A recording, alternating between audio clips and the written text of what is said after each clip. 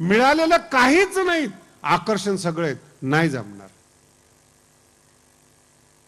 म्हणून मनुष्य जीवन अप्रतिम आहे, आनंदी आहे. माऊली व्यंग करतात, परलोकाचं काय घेऊन बसलास, कशाला परलोकाबद्दल विचारतोस. व्यंग आहे बरं, ज्ञानोबा आहे. जयाचे अहिक धड नाही, तयाचे परत्र पुसशी काय. जो मनुष्य जन्माला येऊन या जगात आनंदी जगू शकला नाही, जयाचे अहिक, चांगलं शब्द नाही वापरला बरं का, धड शब्द वापरलाय. नाही चांगलं निदान धड तरी असावं. मराठीतला खूप गोड शब्द आहे बरं. ज्ञानोबांच्या शब्दाकडे माझं थोडं लक्ष असतं बारीक. चांगलं म्हणजे चांगलाच शब्द आहेत. एखाद्या मुलीला विचारा तुम्ही, नवरा चांगला आहे का, धडाचा नाही. शब्दाचा प्रयोग पहा. चांगला हा लांबचा विषय आहे, धड नाही. धड शब्दाचा अर्थ मिनिमम सुद्धा नाही.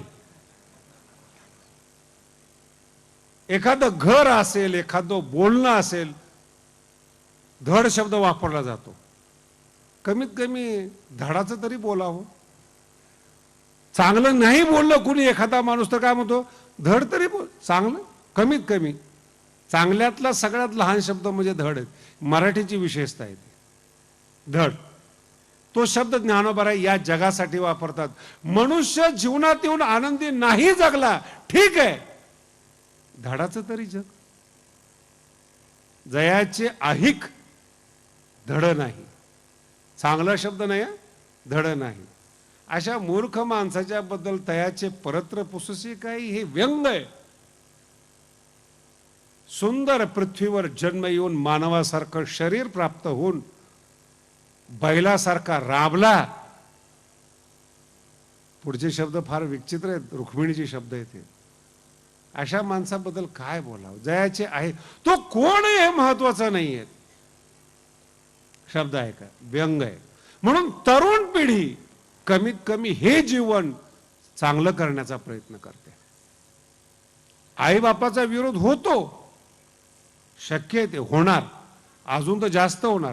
कारण की 10-15 वर्षामध्ये जग इतकं बदललेलं आहे की ते म्हाताऱ्या माणसाच्या लक्षातच येत नाही. इलेक्ट्रॉनिक जग आहे, विज्ञानाचं युग आहे, झपाट्यानं परिवर्तन होतं. 15,000 किलोमीटर अमेरिकेतला माणूस बिना पैशाचं फोनवर बोलतो. फार मोठी टेक्नॉलॉजी ती. आणि जे जुने लोक आहेत त्यांच्या डोक्यात बसत नाही बदललेलं जग कसं आहे. म्हणून नवीन जग पहा. खाणं पिणं राहणं उत्तम, पैशावर विश्वास, ही चांगली गोष्ट आहे, चांगली बाब आहे. मिळणार काय, नवीन पिढी म्हणते मिळणार काय हे कळल्याशिवाय काम करत नाही. तसं परमार्थ सुरू करताना सुद्धा हे ठरवा, मिळवायचं काय ज्ञानेश्वरीतून, मग ज्ञानेश्वरी वाचा. ज्ञानेश्वरी आनंदच देणार, ज्ञानच देणार, आनंद. व्यक्ती नाही, माझा मुद्दा लक्ष, व्यक्ती नाही, गुलाम करत नाही ज्ञानेश्वरी, गुलामीतून मुक्त करते. तुम्हाला कळायला लागला ना, तोच तुमचा मुक्तपणा आहे. मी संतांचं खंडन करतोय असा चुकीचा समज डोक्यात घेऊ नका, गैरसमज व्हायचा. गुरु वेगळा, गुरुला आदर द्यावाच लागत नाही, आपोआप मन झुकतो, तो गुरु आहे. आदर देणं हे कृत्रिम आहे, सभ्यता आहे. मोठा माणूस घरामध्ये आला, आदराने झुकला जात नाही, सभ्यता म्हणून झुकला जातो. ही चूक आहे, ही संस्कृती आहे आपली. पण आदर दिल्यामुळं तो मोठा आहे असा त्यांनी गैरसमज करू नये. वयानं मी मोठा आहे म्हणून पाया पडलेलं आहे, वयानं, ज्ञानानं नाही. ज्ञानानं पुढची पिढी किती हुशार आहेत, किती महान आहेत, झपाट्यानं पुढं किती फास्ट आहेत, सगळे कामं करतात. हा, मानसिक दृष्ट्या आनंदी नाही आहेत, मानसिक समस्या वाढल्यात, म्हणून तर ज्ञानेश्वरी आहेत. ज्ञानेश्वरीचं मूळ स्रोतच मानसिक समाधान आहेत. माझे मुद्दे समजून घ्या व्यवस्थित. दोन प्रकारचे मनुष्य यात सुखी असतात म्हणून माऊली सांगतात. कृष्णाला दुःख होत नाही, पात्र म्हणून सांगतो. विचारातीत आहेत, विचारातीत आहेत, त्यांना दुःख होत नाही. आणि भीमाला कधी त्रास होत नाही, विचारच करत नाही. या जगामध्ये हे दोनच लोक सुखी आहेत, भीमाप्रमाणे आणि कृष्णाप्रमाणे. अर्जुनाप्रमाची समस्या आहे, करावं न करा, याला मध्यम वर्ग म्हणतो. आजही दुखीच आहे तो. समस्या आहे त्याच्या पुढे, काय करावं काय नाही. पैसा पुरत नाही, इच्छा मोठी, काम करून थकलं जातं, पाहिजे ते मिळत नाही. मध्यम वर्ग. मध्यम वर्ग म्हणजे अर्जुन, जो विचारवान आहेत, त्याचे विचार त्याला आडवे येतात, हा मध्यम वर्ग आहे. अज्ञानी सुखीच आहेत, त्याला उपदेशाची गरज नाही, ज्ञानाची गरज नाही. तो म्हणतो देवाने आयुष्य दिले ना, जगून जा, पुढच्या पुढे बघू. आणि विचारातीत माणसाला कळालेलं असतं, विचार करून काहीच होत नाही. समस्या अर्जुनाची आहे. तुम्ही आजही बघा, बुद्धिमान लोक दुखी आहेत, अज्ञानी नाही. विचारातीत तर नाहीच, ते तर एवढे प्रसन्न असतात, हे असंच चालतं, एवढंच उत्तर आहे त्यांचं. म्हणून विचारवान लोकांच्या समस्या आहेत. आणि विचार मानसिक प्रक्रिया आहे, मनाच्या योग्यतेवर विचार आहेत. वाक्य व्यवस्थित आहे का? मनाच्या योग्यतेवर विचार. तुम्ही कसे आहात त्याच्यावर मन विचार करतं. म्हणून ज्ञानेश्वरीमध्ये मनाला प्रशिक्षित करण्याचा मार्ग आहे, सुशिक्षित करण्याचा मार्ग आहे. तुम्ही सुशिक्षित आहात, ॲडव्हान्स नाही. ज्ञानेश्वरी प्रतिगामी आहे, ॲडव्हान्स आहे. विचारातीत करणारी ज्ञानेश्वरी, विचाराच्या पलीकडे नेणारी ज्ञानेश्वरी. पण मन हे ज्ञानेश्वरीत पाहिजे. संपूर्ण ज्ञानेश्वरीमध्ये एक शब्द प्रकर्षाने ज्ञानोबाने वापरलेला आहे, तो फक्त एकच, तुम्ही मन मला द्या. अवधान एकले दिजे. अवधान शब्दाचा अर्थ आहे सावधानता. मन, मन मला द्या. मी मन मारणार नाही, ज्ञानोबराय म्हणतात. मनाचा मार न करिता. अर्थ लक्षात ठेवा, इंद्रिया दुःख न देता. फार मोठा अर्थ आहे बरं.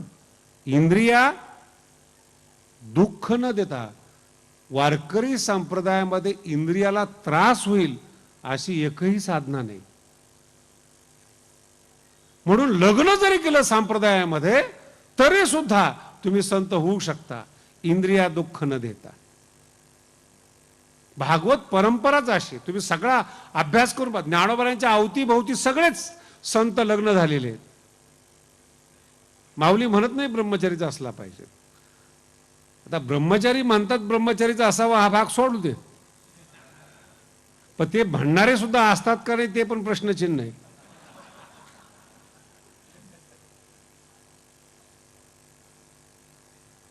कशा करता? ज्ञानोबा काय सांगताना आपण समाजाला काय सांगतो? आपल्यामुळं ज्ञानेश्वरी लोक वाचत नाही, हे दुर्भाग्य आहे. हे सांगणाऱ्याला कळालं पाहिजे. लोक शिकतायत, जास्त चांगलं आहे. ज्ञानेश्वरी तितके ॲडव्हान्स आहे, तितकं पुढे जाणारे, मनाच्या समस्या दूर करणारे, विचारवान. अर्जुन विचारवान आहेत म्हणून गीता आहे. भीमासारखे ना गीता सांगायची काय गरज आहे? जरुरीच नाहीत. म्हणून नवीन पिढी जेवढी सुशिक्षित होईल, समजदार होईल, जिज्ञासू होईल, तितकी ज्ञानेश्वरी त्यांना जवळची वाटेल. प्रश्न असा आहे, त्यांच्यापेक्षा शिकलेला माणूस त्यांना सांगणारा पाहिजे. ही ज्ञानेश्वरीची कमकुवतपणा आहे आजचा.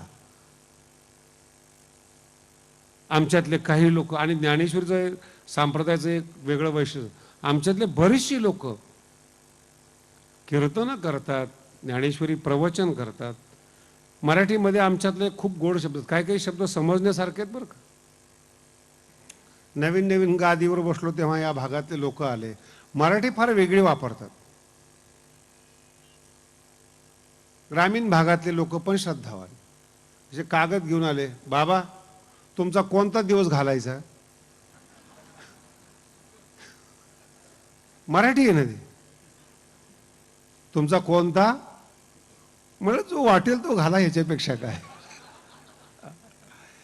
कीर्तनाची सेवा पाहिजे असं नाही. तसं वारकऱ्यांमध्ये, कीर्तनकारामध्ये एक शब्द आहेत.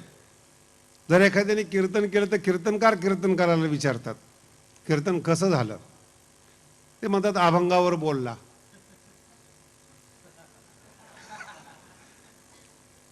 कीर्तनकाराची भाषा काय म्हणतात ते? अभंगातलं बोलला नाही, अभंगा वर बोलला. म्हणजे अभंग खाली राहिला मराठीत. आणि वारकरी संप्रदायाचं वैशिष्ट्य आहे, नुसता अभंग घेतला तरी चालेल, लोक कीर्तनकार म्हणून त्याच्या पाया पडणारच. हा ज्ञानोबारांचा आशीर्वाद आहे. करतोय ना, कसा का होईना करतोय ना, अभंगा वर का होईना जातोयच. पण अभंग पाठ आहे त्याचा. म्हणून सुशिक्षित लोक जेवढे शिकतायत तेवढे खूप ज्ञानेश्वरीसाठी चांगले. अक्षर ज्यांचे तयार आहेत त्यांच्यासाठी ज्ञानेश्वरी अक्षरातलं ब्रह्म घेऊन उभी आहे. अक्षर तुमच्याकडे असावेत, अक्षरातलं ज्ञानेश्वरीमध्ये आहे. अक्षरच ज्याच्याकडे नाहीत त्याला अक्षरतत्व भेटणार कसं काय? म्हणून साक्षर असणं गरजेचं आहे. अक्षरातलं ज्ञानोबा आहेत येतात. तया अक्षरा आतील भाव, ज्ञानोबरायांचा शब्द पहा, पाववीन.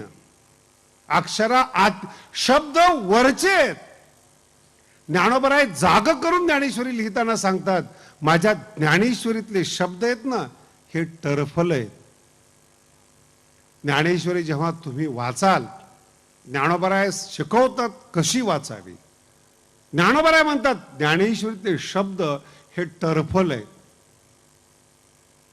ते शब्द फोडा, आतला भाव ब्रह्मभाव आहे. ओवी ऐका म्हणजे कळेल. आहाच, आहात शब्दाचा अर्थ आहे वरवर. ज्ञानोबरांची मराठी पण थोडीशी वेगळी.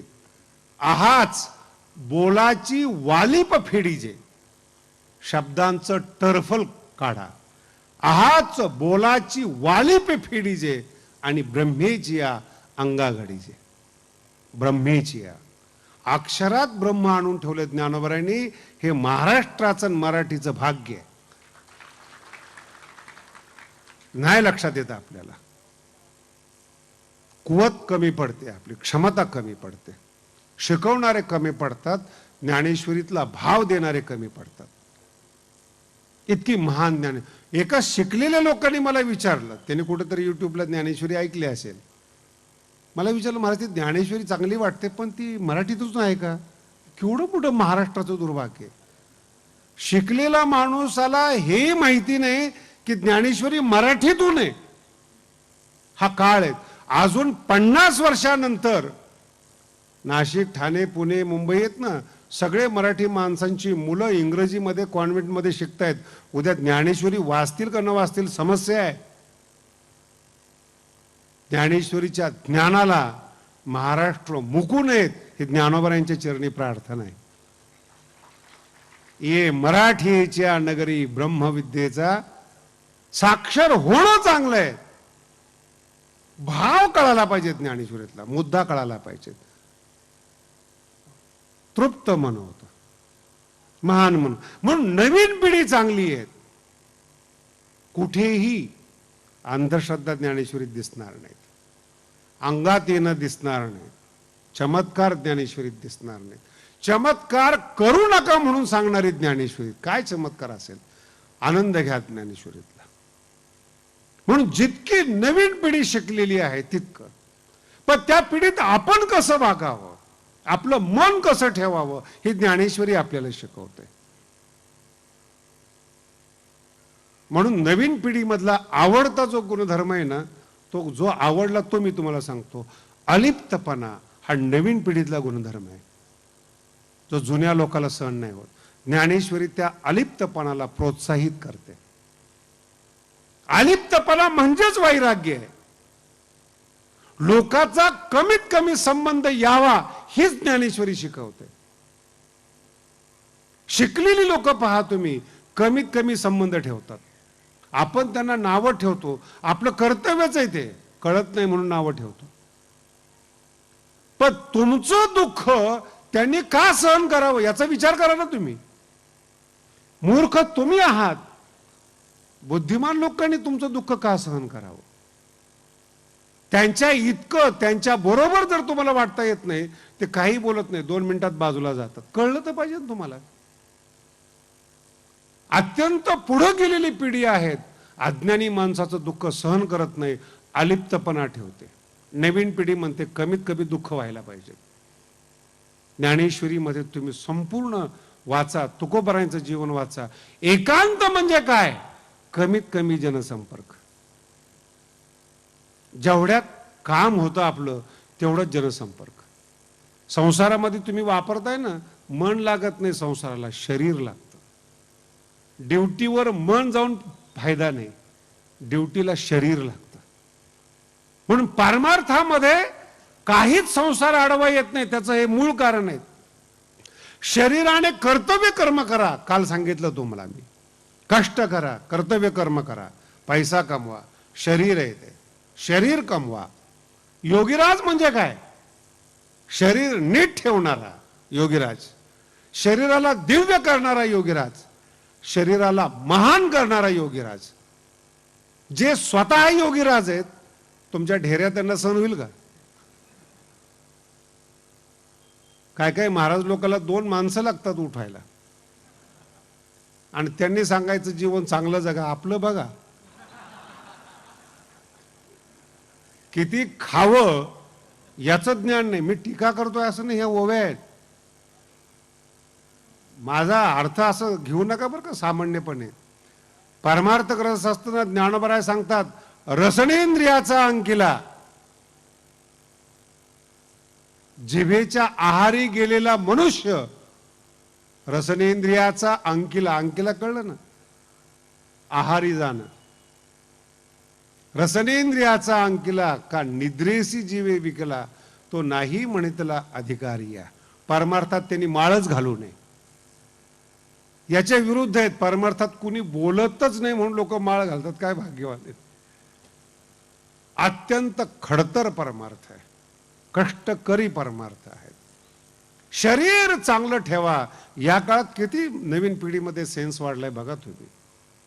खूप चांगलं शरीर ठेवतात, कसरत करतात, मेहनत करतात, पैसा कमवतात आणि स्वतःच्या पायावर उभं राहतात. मुली असेल, मुलगा असेल, ज्ञान आलं, क्षमता आली, ज्ञानोबराय प्रसन्न होतात. अशी स्वतःच्या जीवावर उभी राहणारी माणसं पाहिजेत. ज्ञानोबराय म्हणतात त्यांना मार्गदर्शन करू, त्यांची मानसिक क्षमता आम्ही वाढवू. कसं कसं पाहिजे म्हणून आनंदाचं कारण, या जगात राहण्याचं कारण, जगात जगतानाचं कारण, जगाला शरीर पाहिजेत, मन नकोय. तुम्ही लोकांचं मन मागताय म्हणून भांडणं होतात. मी तुला प्रेम दिलं, तू मला प्रेम दे, ही मागणी म्हणजे भीक आहे. आणि भिकारी कोणालाही आवडत नाही. आपली कृती आपल्याला समजत नाही, नसताना ज्ञानी समजतो, मागणी करतो. मी म्हणून परमार्थामध्ये मदत सुद्धा घेऊ नका इतकं कडक सांगितलेलं आहे. मदत हा फार लांबचा विषय आहे. ज्ञानोबांची एक ओवी सांगतो म्हणजे तुमच्या लक्षात येईल. तया परी पार्था विमुख या परमार्था. शब्दांचा प्रयोग पहा कसा आहे. विमुख या परमार्था तयाशी भाषण सर्वथा करावे ना, बोलू सुद्धा नका. इतका अलिप्तपणा ज्ञानेश्वरी शिकवतो. दुःख होणारच नाही, लोक मानणार नाहीत. मानून तुमचं काय मोठेपण आलेलं आहे. मांडल्यामुळे तुमचा व्यस्तपणा वाढला, मांडल्यामुळे साधना गेली, मान्यतेमुळे तुमचा अभ्यास कमी पडला आहे ते विसरलात. हे केवळ मान्यतेच्या मागे लागल्यामुळे झालं. आणि लोक मानतात तोपर्यंतच, जोपर्यंत तुम्हाला प्रति मिळत नाही. भाषा समजून घ्या. प्रति मिळत नाही, दुसरा मिळत नाही, तो दुसरा मिळाला बरोबर अगोदरचा बाद. हा संसार आहे, हे वास्तव आहे, हे आपल्याला कळायला पाहिजे. आणि जर अहंकार असेल तुमच्या जीवनामध्ये, मला मानायलाच पाहिजे, हे शक्यच होत नाही सांसारिक माणसाकडून. एखाद्याला सातत्याने मांडणं, क्वालिटी टिकत नाही, ती गुणवत्ता टिकत नाही. आणि त्याही पेक्षा पुढे जाऊन सांगतो, वाक्य व्यवस्थित समजून घ्या. घरात ज्याला बायको मानत नाही, पोरं मानत नाहीत, त्याने तुम्हाला मानावं, हा तुमचा केवढा मोठा मूर्खपणा असेल. कोणाकडून मानायची अपेक्षा? ज्याला कोणीच मानत नाही तो तुम्हाला मानतो आणि गर्व. मला मानतात लोक. अरे कोण मानतात तुला? मूर्ख लोक, कारण नसताना. आमच्या विद्यार्थी अवस्थेमध्ये एका ठिकाणी आम्ही गेलो होतो, 7-8 मुलं एका गावामध्ये. दुपारी जेवणाला एका बागायतदाराने बोलवलं, 7-8 जण. त्या काळामध्ये आमचा ग्रुप फार छान होता, आजही आहे बरं. पण आमच्या ग्रुपमध्ये सगळ्या प्रकारची माणसं आहेत. अभ्यास करणारी, अभ्यास न करणारी, पण प्रसन्न असणारी, त्यांच्यापासून आम्हाला दुःख होणार नाही अशी. आणि आमच्या ग्रुपमध्ये एक मुलगा फार सशक्त होता. म्हणजे खालचा मजला मजबूत असल्यामुळे वरचा थोडा रिकामा होता, आणि वरचा रिकामा असल्यामुळेच खालचा मजबूत असतो. पण पर्सनॅलिटी अशी मजबूत होती की 7-8 पोरं एका बाजूला आणि तो एका बाजूला. अक्षरशत्रू. लिहिता येत नाही, वाचता येत नाही, काहीच कळत नाही, म्हणून परमार्थात आलेला. आणि पण तो स्वभाव चांगला असल्यामुळं आमच्या बरोबर राहत होता. ज्या ठिकाणी आम्ही जेवायला गेलो तिथं जेवणाचा वेळ होता. काय करायचं? ते लोक म्हणले भजन करा. भजनाचं सुद्धा इतकं विचित्र झालं, कुणी मेलं भजन करा, वेळ आहे भजन करा, अवकाश आहे भजन वाढवा. आता ते तरुणपण आणि लागलेली भूक याचं ताळमेळच बसत नव्हता. आणि हा जो आमचा पैलवान होता, मित्र होता, तो वैतागला होता. ते भूक लागलेली त्याला. जाऊन साईडला बसला आणि 7-8 जण भजन करत होते. मी पण बसलो होतो. भुकेच्या नादात भजनामध्ये कोण किती स्वर काढतं याचा कुणालाच अंदाज नव्हता. भजनामध्ये 7ही स्वर एकाच वेळेस वापरले तरी चालतात. रागदारीमध्ये आमका स्वर निषिद्ध आहेत, तमका निषिद्ध आहेत, तानाशी आहेत, आरोह अवरोह असतात, असं भजनामध्ये काही नाही. उलट तुकोबराय म्हणतात, नाही दिदला सुस्वर नाही देवे. जर तुला सुस्वर येत नसेल, म्हणजे तुझ्या गळ्याच्या ऐवजी नरड असले तरी चालेल. सगळ्यालाच गळा असतो असं नाही ना, नरड पण असतं. ते नाही आवाज गोड वाटत, पण देवाला गोड वाटतो, देवाने दिलेलं आहे ते. आता त्याच्यामध्ये कोणी कसं ओरडत होतं. 4-5 चांगले गायक तिथून चालले होते आणि त्यांनी ते गायन ऐकून त्यांना फार वाईट वाटलं. भाषाच कळाली नाही तुम्हाला. ते भजन करत होते का गायन करत होते? बोला ना. भजन करत होते. हे चालणारी लोक काय समजत होते? गायन. कसं दोघांचं मेळ कसं ना बसणार? ते वाईट वाटलं. त्यांनी गाडी थांबवली ना आले ते. आणि जे गात होते त्यांना सांगितलं, कुणी शिकवलं हे गायन? बरं काही कारण नाही, काय नाही, भजन चालू आहेत, त्याला कळे ना भजन चालू आहेत. मी बसलेलो, तुम्ही सांगितलं अहो भजन चालू आहेत. भजन म्हणजे काय? गायन आहे हे. असं चुकीचं गातात, कोण शिकवणार तुम्हाला? वादावाद निर्माण झाली. ते पोरं माझ्याकडे पाहत होते. म्हणलं ठीक आहे, तुमचं काय म्हणणं आहे? कोण शिकवतो तुम्हाला? तो साईडला माझा मित्र बसला होता, जाडजूड. म्हणलं ते आमचे गुरु आहेत. त्याला कशातलंच काही कळत नव्हतं. सूर नव्हता, असुर होता. हे 4 जण त्यांच्याकडे गेले. हे काय गातात तुमचे पोरं? आता तुमचे पोरं म्हणल्यानंतर तो जागा झाला. काय झालं वो? त्यांनी माझ्याकडे पाहिलं. मी त्याला असा हात केला. तेवढी अक्कल त्याला होती. त्याच्या लक्षात आलं, हा काय झालं बोला. काय गातात हे पोरं? तुम्हाला गाता येतं का? म्हणे हो गा. ते गायला बसले. ते रागातून गात होते. रागदारी चालू होती. राग सुरू केला त्यांनी. जेवण लवकर मिळत नव्हतं म्हणून याला आलेला राग. आणि हे रागातून गात होते. काय संबंध आहे दोघांचा एकमेकाचा? आणि जसं जसं राग रंगात आणत होते तसं त्याचा राग वाढत होता, लवकर जेवण का नाही. आणि त्याच्या चेहऱ्यावर गाण्याचा प्रभाव पडत नव्हता, तसं तसं हे चांगले गात होते. कोणापुढं गावं हे तर कळलं पाहिजे. आणि अभंग संपवला, त्याच्या चेहऱ्यावर काही परिणाम नाही. त्याला समजतच नव्हतं काय चाललंय. सगळं झाल्यानंतर ते म्हणले, महाराज आम्ही गायलंय, पण तुम्हाला आनंद झाला नाही आमच्या गायनातून, असं तुमच्या चेहऱ्यावर दिसतं. बरोबर आहे,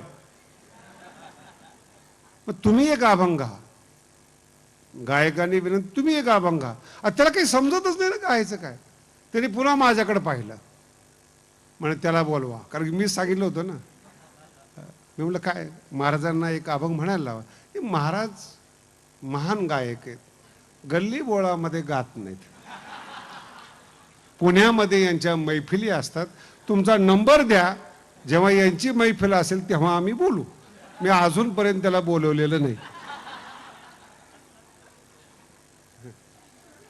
काय समजतो आपण कोणाला, काय क्षमता आहे आपली. ज्याला कळत नाही त्याला ज्ञान सांगतो, ज्याची जाण नाही त्यांना गुरु मानतो, ज्यांना परमार्थातली अक्कल नाही त्यांची पूजा करतो. इतके आपण अज्ञानी आहोत, व्यक्तीचे गुलाम आहोत, व्यक्तीला मानणारे आहोत, व्यक्तीच्या आकारावर जाणारे आहोत, व्यक्तीच्या गोड बोलण्यावर भाळणारे आहोत. ज्ञानोबराय म्हणतात हे चुकीचं आहे. असं जर तुम्ही वागत असाल तर तुम्हाला ज्ञानेश्वरी कळणार नाही. आणि ज्ञानेश्वरीच या मानसिकतेतून मुक्त करते. अलिप्त राहा. चांगला असेल, ज्ञानी असेल, दोन शब्द घ्या. अगदी साध्या भाषेमध्ये मी तुम्हाला सांगतो, एकदम साध्या भाषेमध्ये. ज्यांचं रामायण आपण ऐकतो ते जे लेखक आहेत महर्षी वाल्मिक, ते किती वेळ प्रवचनाला गेले मला सांगा बरं तुम्ही. कोणाचं प्रवचन ऐकलं ते मी? कोणाच्या प्रवचनाला जाऊन? दोन शब्द नारदाचे, मुक्त. खानदानी संत भेटला ना, फार लागत नाही, दोन शब्द पुष्कळ झाले जीवनासाठी. आणि मानवी इतिहासातला, पूर्ण पृथ्वीवरचं बोलतोय मी, मानवी इतिहासातला पहिला कवी महर्षी वाल्मिक आहेत. एका डाकून लिहिलेलं काव्य आजपर्यंत सज्जनाला लिहिता आलं नाहीत. हा संतांचा आशीर्वाद आहे. किती शिकले, किती महान झाले, वाल्मिकाची बरोबरी करता नाही आली. वाल्मिकाची डुप्लिकेट केली, वाल्मिकाचा आशय उचलला. काय काय रामायण ती एवढे भयानक आहेत म्हणून शंका येते की वाल्मिकाचे नाही नाही हे यांचं रामायण आहे. म्हणलं चालू द्या. काय बोल. एक तर मी स्वतः मागच्या काळामध्ये एक कीर्तन ऐकलं एकाचं 20-25 वर्षापूर्वी. काय सांगावं त्या भादरडी कीर्तनामध्ये, प्रवचनामध्ये, कीर्तनामध्ये. दिवसभर राम आणि रावण युद्ध करायचे आणि सगळे झोपले की राम आणि रावण जेवायला बसायचे. आणि खाली तुम्ही ज्याप्रमाणे हसतात तसे लोक हसत होते. काय सांगतो हा. पत्नी नाही नाही सगळं नाटक आहे म्हणे. सगळं राम आणि रावण मित्र होते. काही कीर्तन झाल्यानंतर विचारलं, राम रावण मित्र होते तुला कुणी सांगितलं? काय घेणे आपल्याला. पण मी प्रश्न विचारतो ना, तुम्ही नका मानू, बाकीचे तर मानतात ना. काही सुख दुःख. आपल्या भारतीय संस्कृतीच्या तत्वज्ञानातून आपण काय अभिव्यक्त करतो? जास्तीत जास्त अंधश्रद्धा वाढवतो. जेव्हा तुम्ही चमत्काराचं वर्णन करताना एखाद्याच्या समोरच्याचा घात करत असता तुम्ही, अपराध आहे आपला, तो चूक आहे आपली. ती ज्ञान सांगा, त्याला शहाणा बनवा. चमत्कार सांगून गुलाम बनवू नका. ज्ञानेश्वरीचं म्हणणं आहे असं. काय शिकवलं पाहिजे? तुम्ही चमत्कारी असाल, तुमच्याजवळ चमत्कार ठेवा. त्याला ज्ञानी बनवा. वारकरी संप्रदाय ज्ञानेश्वरी ज्ञानी बनवणारी आहे, अंधश्रद्धा विमुक्त करणारी आहे, चमत्कार सांगणारी नाही.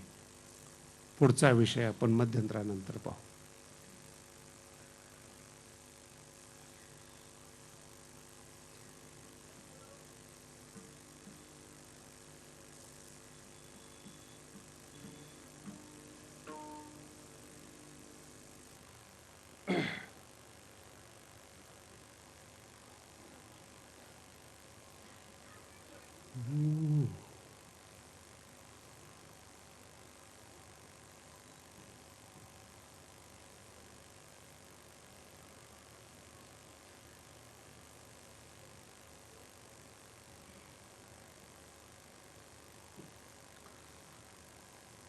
अलिप्तपणा या विषयावर आपण एक तास ज्ञानोबरायांच्या ज्ञानेश्वरीतला भाव ऐकला. जाणीवपूर्वक अलिप्तपणा ज्ञानेश्वरीमध्ये असतो, जो आज सुशिक्षित लोकांमध्ये आहे. याचं ज्ञानेश्वरीशी कुठं संदर्भ आहे असा प्रश्न पडावा म्हणून ती ओवी जाणीवपूर्वक मी मागे ठेवली होती. अगोदर विश्लेषण केलं. हा एक वक्तृत्वाचा भाग असतो की श्रोत्यांनी सुद्धा कधी कधी आपली प्रतिभा वापरावी. नेमकं कोणत्या ओवीवर बोलतायत, का वरवर बोलतायत मगाप्रमाणे. आनंदाच्या सिद्धांतातला पहिला सिद्धांत आहे अलिप्तपणा. या जगात काल जिथं आपण विषय सोडला होता, या जगात कशा पद्धतीने आपण वावरलो पाहिजे. मन कळालं, पण मनाला जगामध्ये वावरायचं कसं, त्यातला पहिला मुद्दा आहे अलिप्तपणा. याला पारिभाषिक शब्दातून अमानित्व म्हणतात. हा पारिभाषिक शब्द आहे. कवनेही विषयीचे साम्य होणे न रुचे, संभावितपणाचे ओझे जया. यात गुप्त शब्द जो आलेला साम्य होणे न रुचे. कोणाची बरोबरी करायला आवडत नाही, अलिप्तपणा आवडतो, असा भाव आहे या ओवीमध्ये. साम्य होणे न रुचे. संपूर्ण ओव्या इतक्या सुंदर आहेत या अमानित्व श्लोकावरच्या. ज्ञान प्राप्त करणारा जो साधक आहे, ज्ञान आणि आनंद एकार्थी वाचक शब्द आहेत. आनंदाच्या रस्त्याने निघालेला साधक, त्याचं पहिलं कर्तव्य आहे तो अलिप्त असला पाहिजे. समाजापासून, लोकांपासून अलिप्त असला पाहिजे, लोकांच्या विचारापासून अलिप्त असला पाहिजे, लोकांच्या सिद्धांतापासून तो अलिप्त पाहिजे. असं घडत नाही म्हणून तो आनंदापर्यंत पोहोचत नाही, त्याचा प्रवास आनंदापर्यंत जात नाही. सातत्याने लोक त्याला उपदेश करत राहतात. जी असफल व्यक्ती आहेत ती सुद्धा उपदेश करते. हे सगळ्यात मोठं अज्ञानी लोकांचं कौतुक वाटतं. ज्याला जे मिळालेलं नाही, ज्याने जे आयुष्यात केलेलं नाही, ते लोक दुसऱ्याला करायला सांगतात. जो सामान्य माणूस आहे त्याला वाटतं आपला पोरगा कलेक्टर व्हावा. एकदम साधारणातला साधारण व्यक्ती असेल त्याला वाटतं आपण अधिकारी व्हावेत. शक्य नाही. जे बुद्धिमान असतील ते अभ्यास करून सत्तेच्या जवळ जातील. पण भारतात असा काही नियम नाही ना की शिकल्यानंतर सत्ता मिळाली पाहिजे, असं काय आहे. निवडून येणं कशातून ते तुम्ही ठरवा. निवडून जातो तो निवडून खातो, काही प्रतिबंध नाही त्याला. जी माणसं काहीच नाहीत ती सुद्धा ज्ञानी लोकांना उपदेश करतात. त्यांच्यापासून लांब राहिलं पाहिजे. आणि त्याचे जे मार्ग आहेत ना, साधकाला आनंदाच्या रस्त्याने जाणाऱ्याला अनेक मार्ग आहेत त्याचे. आमचा एक मित्र होता जो काशीमध्ये पहिला येत होता. कल्पना सुद्धा येणार नाही बरं का या सिद्धांताची, जो सिद्धांत मी आपल्याला सांगतो. पहिला नंबर युनिव्हर्सिटीमध्ये येत होता. आणि हे जगात शक्य आहे.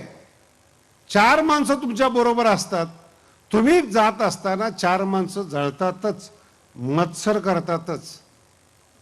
मत्सर शब्दाचा फार गोड अर्थ आहे बरं का. मत सरती, मत म्हणजे माझ्यापासून, म्हणजे मला ओव्हरटेक करणारा, माझ्यापेक्षा पुढे जाणारा. मत सरती, अशा टायमाला जो होतो त्याला मत्सर म्हणतात. तो पुढे जाऊ देत नाही, मत्सर येतो. आणि कोणत्याही क्षेत्रामध्ये एक व्यक्ती पुढे जात असेल तर दमछाक होते मागच्या माणसाची, त्याला गाठता गाठता. त्याला अडवण्यासाठी, त्याला प्रतिबंध करण्यासाठी आडकाठी तयार केली जाते. हे माणसाचं दुर्भाग्य आहे. एक माणूस आपल्यातला पुढे जातो हे माणसालाच सहन होत नाहीत, हे सगळ्यात मोठं दुर्भाग्य आहे. अशा माणसामध्ये आपण राहतो. ते जवळ असतात, आपण पुढे चाललोय हे लांबच्या लोकांना कळत नाही, जवळच्या लोकांना कळतं. मत सरती. आणि मग सतत पहिला नंबर येतो. मग 4 विद्यार्थ्यांनी ठरवलं याचा नंबर गेला कसा पाहिजे. हा मित्रता करत नाही, हॉटेलमध्ये येत नाहीत, पिक्चरला येत नाहीत, गप्पा मारत नाहीत. कंटाळी मत्सर करणारी माणसं. आणि मत्सर करणारी माणसं बोकळी असतात, निवांत असतात. तुमच्यासाठीच ते फाशी विणत असतात. गुंतला पाहिजे कुठंतरी. आणि तुमची कला आहे कुठंच गुंतलं नाही पाहिजे. कसा गुंतला नाही पाहिजे, नाडोबाने 18व्या अध्यायात सुंदर दृष्टांत दिलेला आहे. वाघूर लावली एखाद्याने पण वारा अडकत नाही त्याच्यामध्ये, वाऱ्याप्रमाणे हलका आणि अमूर्त पद्धतीने तो वारा निघून जातो. लोकांनी लावलेल्या मत्सराच्या गुंफण वाघुरी त्यातून सराईतपणे जातो. तो आनंदाचा साधक असतो, ज्ञानाचा भोक्ता असतो. आणि मोकळी माणसं ज्यावेळेस गाठला जात नाही त्यावेळेस त्याला आपटण्यासाठी, पाडण्यासाठी आपलं जीवन बर्बाद करून त्याचा आनंद हिरावून घेतात. ही महान मानवाची परंपरा आहे. नाही मिळाला आपल्याला आनंद तरी चालेल, पण दुसऱ्याला मिळता कामा नये, विशेष करून मित्राला मिळता कामा नये. काय कसं आहे, अवघड आहे. मग सगळ्या प्रकरणातून जेव्हा हाताला लागत नाही, मग 4 जणांनी वर्गणी केली आणि पाठ्यक्रमात नसलेले जे चांगले चांगले पुस्तक आहेत ते विकत घेतले. लक्षात येते? पाठ्यक्रमामध्ये नसलेले चांगले चांगले पुस्तक विकत घेतले आणि त्याचा सत्कार ठेवला. सातत्याने युनिव्हर्सिटीमध्ये विद्यापीठात प्रथम येणारा म्हणून आम्ही याचं स्वागत करतोय. स्वागत करणारेच घातकी आहेत हे त्या विद्यार्थ्याच्या लक्षात येत नाहीत, म्हणून घात होतो. याला काही माहित नाही, भोळा माणूस गेला. यांनी एक पुस्तक सप्रेम भेट देत, त्यांनी एक पुस्तक सप्रेम भेट देत, 5-6 पुस्तकं पाठ्यक्रमात नसलेली त्याला सप्रेम भेट दिली. सत्कार केला, हार घातली. हा बुद्धिमान आहे पण हुशार नाही. ज्ञानेश्वरीची भाषा आहे बरं का, बुद्धिमान आहे पण हुशार नाही. ज्ञानेश्वरी जर तुम्ही वाचाल तर एक शब्द असा आडवा आलेला आहे, एथ, म्हणजे ज्ञानेश्वरीमध्ये, महाभारतामध्ये चातुर्य शहाणे झाले. चातुर्य वेडं नसतं बरं का, पण हे वैशिष्ट्य आहे ज्ञानेश्वरीचं आणि महाभारताचं. एथ चातुर्य शहाणे झाले, प्रमेय रुची साले. माऊलीची भाषाच अप्रतिम आहे. बुद्धिमान आहे पण हुशार नाही. घेतले सगळे पुस्तकं आणि दुसऱ्या दिवसापासून ते पुस्तकं चांगलेच असतात हो, फक्त उपयोगाची नसतात. कथा, कादंबऱ्या, काव्य, ह्या जगाची माहिती, रोजगार मिळत नाहीत, कला प्रावीण्य आपल्यामध्ये नाहीत. आणि ती माणसं सांगतात जपानमध्ये अशा पद्धतीने बुलेट ट्रेन चालती. म्हणलं भाकरीचं बघ बाबा, कुठं बुलेट ट्रेन, कुठं चंद्रावर. तुझं जीवन तू पहा, जग कुठं चाललंय हे नको पाहू. काय काही तर आम्हालाच सांगतात महाराज लोक चंद्रावर चाललेत. म्हणलं तुझा कधी विचार आहे जायचा? का आम्हाला सांगतोस? का आमच्या बुद्धीमध्ये व्यत्यय आणतोस? हा अर्थ आहे. आणि दुर्भाग्य त्या पोराचं, पुस्तकं मोठी आणि चांगली असल्यामुळे युनिव्हर्सिटीत येणारा पोरगा नापास झाला. नापास झाल्यानंतर त्याला झटका लागला, आपण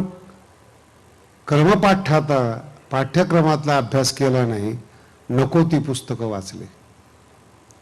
असे लक्षात घ्या बरं का. तुम्हा सगळ्यांना असं वाटतं जे मोठं व्हायला पाहिजे तेच तुम्ही केलं नाहीत, बाकी सगळ्यात तुम्ही निष्णात आहात. सगळं जग तुम्हाला कळतं, पण तुम्ही मोठे व्हाल अशी जीवनात तुमची साधना झाली नाहीत. ही ज्ञानेश्वरी म्हणून अलिप्तता आहे. म्हणून हे पहिलं लक्षण आहे आनंदाचं. साम्य होणे न रुचे, जवळच घेत नाही कुणाला. पुढचा विषय पहा, किती गोड ओळ आहेत त्या, जे तुम्हाला मी आता सांगितलंय. ते तर सत्काराची के गोठी, के आदरा देईल भेटी, मरणेसी साठी नमस्कार येतात. तुम्ही अभ्यास करताय ना, तुमच्यासाठी करताय. तुम्ही गुणवत्ता वाढवतायत, तुमच्यासाठी वाढवतायत.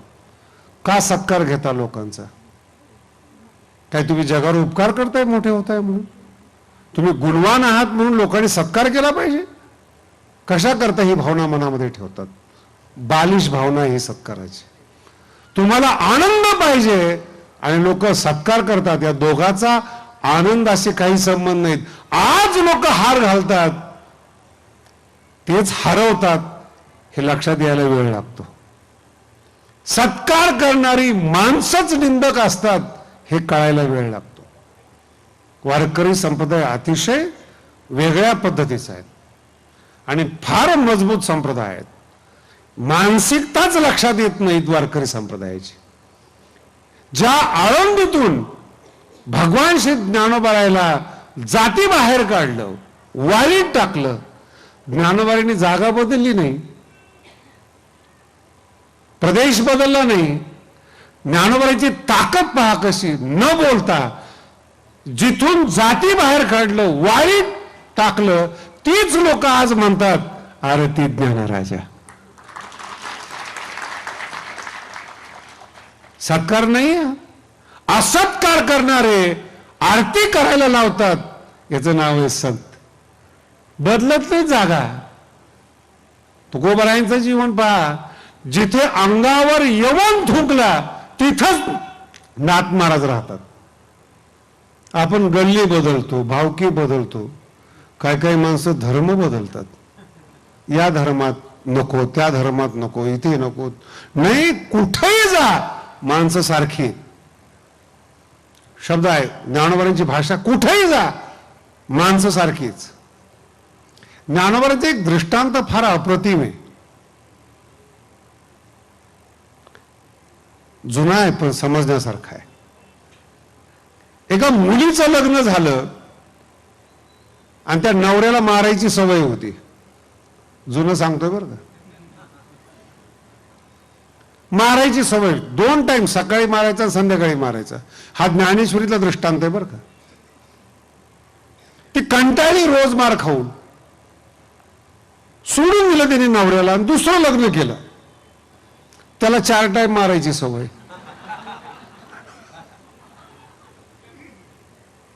ओवी सांगतो म्हणजे कळेल. आणि ज्या बाईने नवरा सोडला ती कुलीन होती, हे विसरू नका. कुलस्त्री ज्ञानोबाराय सांगतात. दांडियाची निघाये, मारण्याच्या भीतीने. कुलस्त्री बरं का, कुलस्त्री दांडियाची निघाये, परघरी दुसऱ्याच्या घरात रिगाली साहे. तो 2दा मारत होता, आता 4दा मारतो. जाणार कुठं?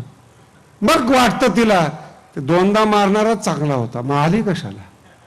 2 अपवाद आले, कुलीनता गेली आणि मार चुकला नाही. काही करा, सहन करा, पण ज्ञानोबारायला सोडू नका. जाल ना तो 4 वेळा मारेल तुम्हाला. मोठी माणसं आहोत, महाराष्ट्रातले आहोत. आपली आई ज्ञानोबाराय आहे. नसेल कळत ज्ञानेश्वरी पण जवळ करते, नसेल कळत अभंग पण गोड वाटतात. दुसरीकडे जाल ना आनंद मिळणार नाही. कालांतराने कळेल पहिलंच बरं होतं. ज्ञानोबा सांगतात, कोण स्त्री दांडियाचे निघाये पर घरी रिगाली जरी साये तरी तिने पती ते वाये सांडिले की. विनाकारण पतीला सोडून चुकीची वागणारी झाली, चुकीचं केलं त्याने. नका जाऊ कुठं सोड. हा आहे तिथेच ज्ञानोबा म्हणतात अलिप्त राहा, साम्य होणे न रुचे. अलिप्त राहा, आहे तिथेच अलिप्त राहा. आनंदाचा सिद्धांत आहे. म्हणून ते तर सत्काराची के गोठी के आदरा देईल भेटी. कशाला सत्कार करून घेईल, कोणासाठी सत्कार करून घेईल, काय केलंय तुम्ही सत्कार करण्यासारखं. भगवंतानी सत्कार करावा, संतांनी चांगलं म्हणावं, हे सत्कार आहेत. दारुड्यानी चांगलं म्हणणं माळकऱ्याला हा काही सत्कार आहे का? त्याच्यापेक्षा केव्हाही चांगलेच आहेत माळकरी. जे वाईट वागतात त्यांनी चांगलं म्हणू नये, चांगल्यातल्या चांगल्याने चांगलं म्हटलं पाहिजे. हे आपलं चांगुलपण आहे. कीर्तनकारांनी म्हटलं पाहिजे चांगला कीर्तनकार करतो, चांगलं कीर्तन करतो. विद्वानाने म्हटलं पाहिजे विद्वान चांगला आहेत. कळत नाही ते लोक म्हणतात मोठा विद्वान आहे बरं का. म्हटलं काय झालं, कळतच नाही हो काही, म्हणजे काही विद्वत्तेचं लक्षण आहे का? सत्काराची के गोठी के आदरा देईल भेटी मरणेसी साठी नमस्कार येतात. आपले प्रयत्न करत असताना, आपलं जीवन जगत असताना, जीवनाची यात्रा करत असताना